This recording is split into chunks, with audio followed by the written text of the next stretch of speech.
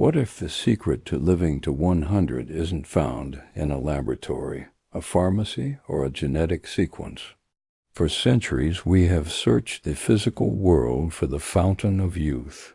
What if the most potent longevity drug in existence is actually a thought? Welcome to MindSoulReality.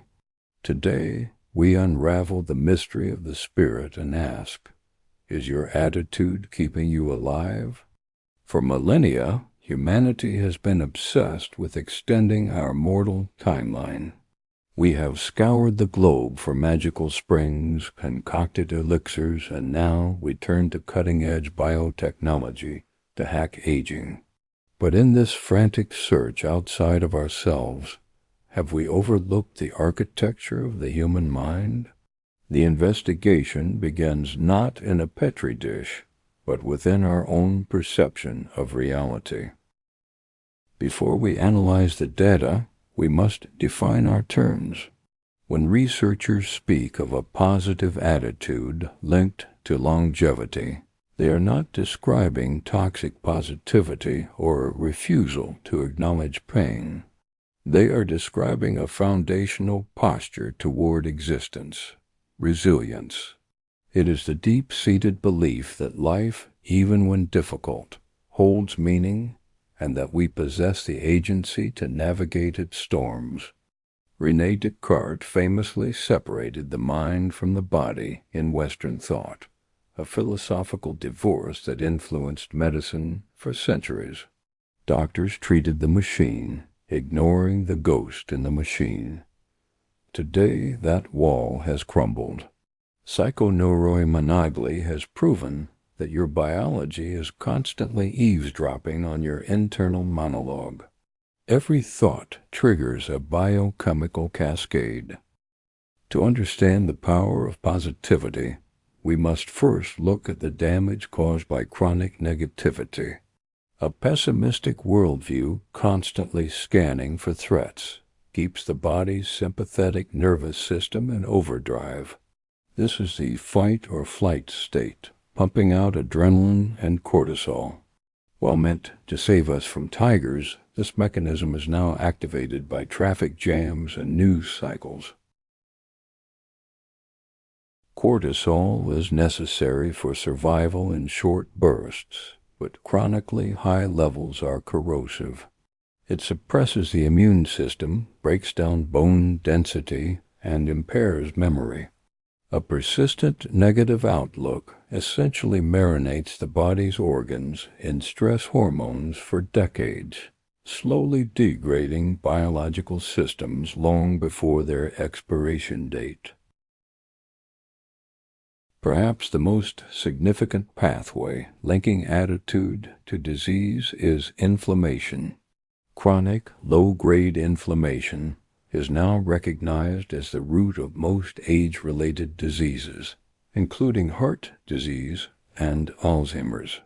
Studies indicate that persistent cynicism and hostility fuel this inflammatory fire, keeping the body in a constant, damaging state of high alert. Conversely, a positive spirit acts as a physiological buffer. Genuine optimism engages the parasympathetic nervous system, the rest and digest mode. This state lowers heart rate, drops blood pressure, and allows the body to perform essential repairs. Optimism isn't just feeling good. It is biological cleanup time. Your immune system is highly sensitive to your emotional state. Research has demonstrated that people who score higher on scales of optimism and emotional vitality produce a more robust immune response when exposed to viruses. A buoyant spirit seems to arm your body's defenders more effectively. Deep within our cells lie telomeres, the protective caps at the end of chromosomes. As we age, these shorten, leading to cell death. Groundbreaking research suggests that chronic psychological stress accelerates telomere shortening, while mindset shifts like mindfulness can actually slow this erosion. We used to think our genes were destiny. Epigenetics proves otherwise. While we cannot change our DNA sequence, environmental factors, including emotional states, can influence which genes are turned on. A chronic state of joy may downregulate genes associated with inflammation and upregulate genes associated with immunity. Moving from biology to psychology, how does a long-lived person process the world? The key is their explanatory style. Pessimists view setbacks as permanent and personal. Optimists view them as temporary and specific. This cognitive difference determines whether a challenge breaks you or builds you. The data does not suggest that people who live long lives avoid tragedy. They suffer losses and illnesses like everyone else. The variable is resilience. A positive spirit provides the psychological elasticity to bounce back from trauma faster, preventing temporary emotional pain from becoming chronic physiological damage. It is crucial for MindSoulReality viewers to distinguish between healthy optimism and toxic positivity. Suppressing negative emotions to maintain a facade of happiness is counterproductive. True positive health involves acknowledging difficult emotions, processing them, and then consciously choosing a constructive path forward. A vital skill in the longevity toolkit is cognitive reframing. This is the ability to look at a negative situation and consciously find a different angle, finding the utility in the pain. Seeing a layoff as an opportunity for reinvention changes the body's physical response to that stressor. Holding on to anger is like drinking poison and expecting the other person to die. Biologically, forgiveness is a survival mechanism. Carrying chronic anger keeps blood pressure elevated. Letting go is not just a moral virtue. It is a physiological necessity for a long life. People with a positive spirit tend to be future-oriented. They look forward to things. Having goals, whether it's seeing a grandchild graduate or finishing a garden, provides a psychological lifeline that pulls a person forward through time, giving the body a reason to keep fighting. The Judeo-Christian tradition has long acknowledged the psychosomatic link. The Book of Proverbs states, "A cheerful heart is good medicine, but a crushed spirit dries up the bones." Faith emphasizes hope as an anchor, preventing the despair that we now know corrodes the immune system. While Western medicine fights disease, Buddhism fights dukkha, suffering. By practicing non-attachment and mindfulness, monks lower their metabolic rates and reduce stress hormones. This mental discipline preserves the body's resources, slowing the biological clock by refusing to engage the ego's fear response. Ayurveda categorizes mental states into gunas. A sattvic mind is calm, clear, and harmonious. Ancient texts warn that chaotic mental states lead to disease. Through yoga, practitioners calm the monkey mind to preserve oyas, the essential energy of life and immunity. The Bhagavad Gita addresses the root cause of modern anxiety, our obsession with outcomes. Krishna teaches niskama karma kanshan, performed without attachment to results. We are told, you have a right to perform your prescribed duties, but you are not entitled to the fruits of your actions. By focusing entirely on the effort rather than the reward, we liberate the mind from the crushing weight of, what if I fail? The Gita defines yoga as samatvam balance or equanimity. It urges the aspirant to remain steady in both heat and cold, pleasure and pain, honor and dishonor. This is not emotional suppression, but a high-level psychological immunity. By refusing to ride the roller coaster of external validation and inevitable hardships, the practitioner maintains a steady wisdom, sthita prajna, preventing the emotional spikes that trigger inflammation and exhaust the nervous system. Perhaps the most profound pain management tool in the Gita is the separation of the self, Atman, from the body and mind. Krishna reminds Arjuna that the true self cannot be cut by weapons, burned by fire, or wetted by water. When we adopt the stance of the witness observing pain or stress as a temporary cloud passing over the sky of our consciousness rather than being the pain, we reduce the suffering component of physical pain, effectively lowering the brain's perception of distress. Exercise is vital for longevity, but the barrier is mental. A positive spirit overcomes the inertia of sedentary life. It views movement not as punishment, but as a celebration of what the body can do, making consistency far more likely. Studies show a pragmatic correlation. Optimistic patients are better patients.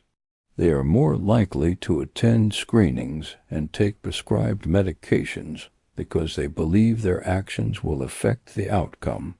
They take agency over their health. Humans are an aggressively social species. Loneliness is a health risk on par with smoking. A positive, open spirit attracts connection, while cynicism pushes people away. Longevity is rarely a solo pursuit.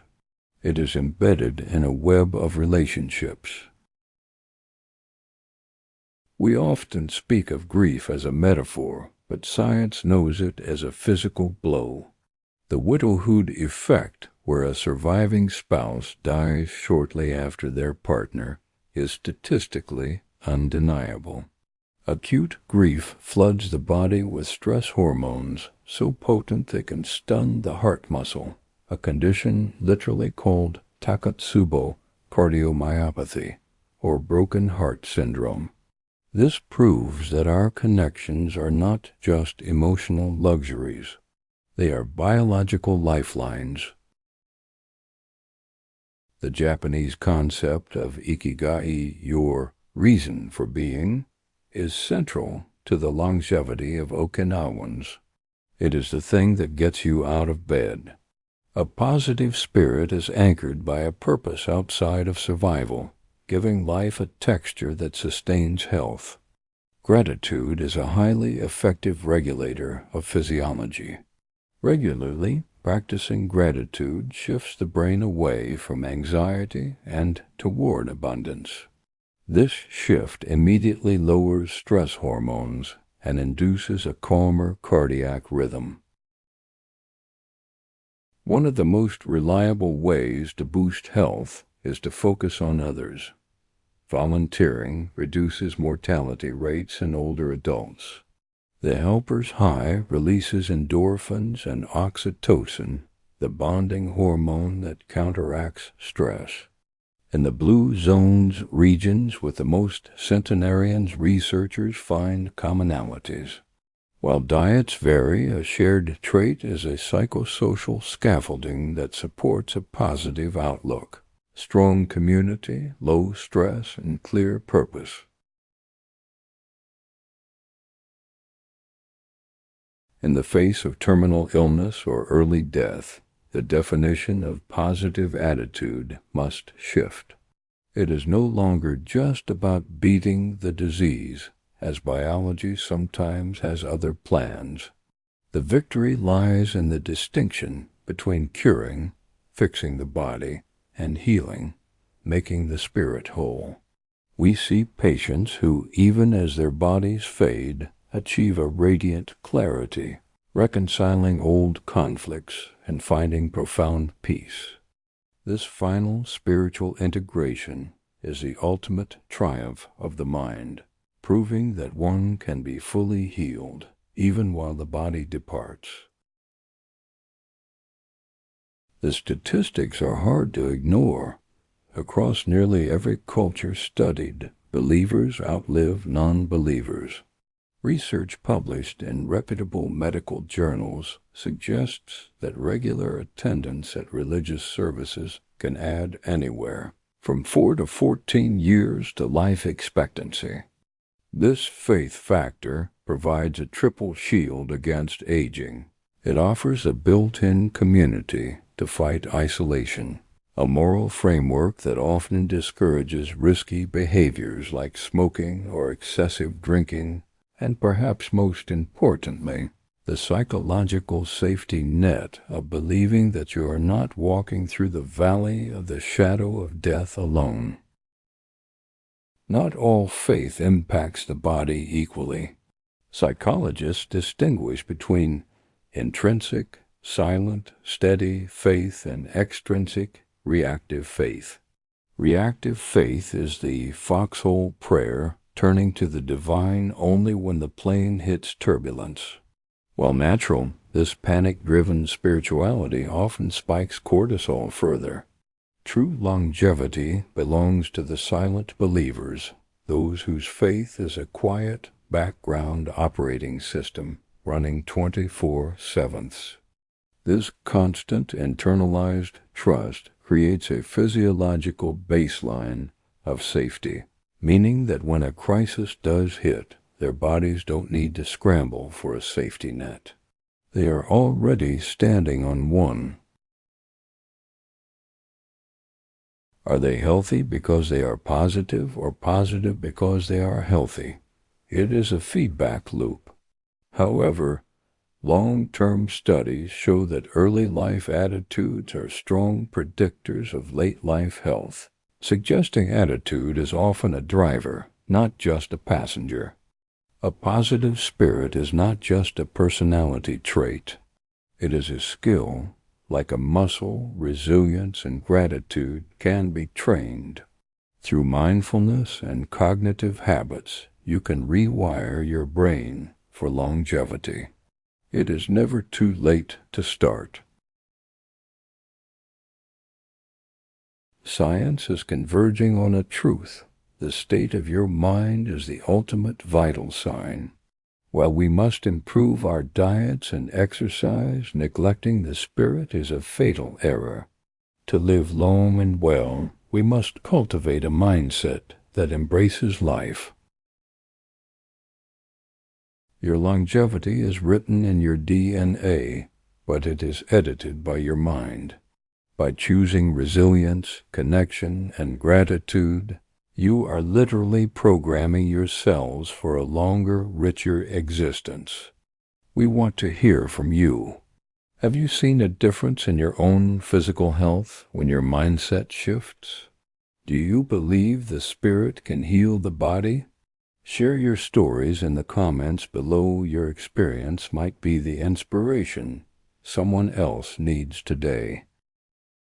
If this exploration into the mind-body connection resonated with you, please hit the like button and subscribe to MindSoulReality. Turn on notifications so you never miss a journey into the science of living well. Until next time, keep your spirit bright.